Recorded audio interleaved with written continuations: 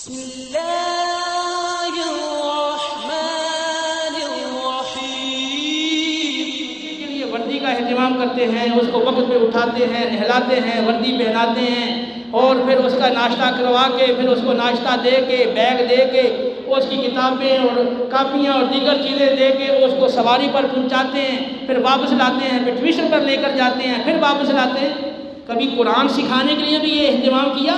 اس طرح کے آپ نے انداز یا اہتمام دینی تعلیم کے لیے بھی کیا، اللہ کی اطاعت کے لیے بھی کیا؟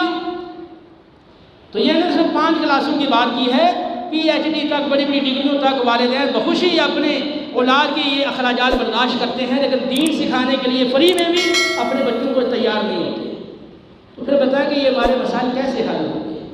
تو آئیں آپ اللہ کی بارگاہ میں سب مل کے اللہ سے آج معافی مانگتے ہیں، ہم اللہ کی بارگاہ میں سچی توبہ کرتے ہیں، اللہ ہماری پچھلی کوتاہیوں کو معاف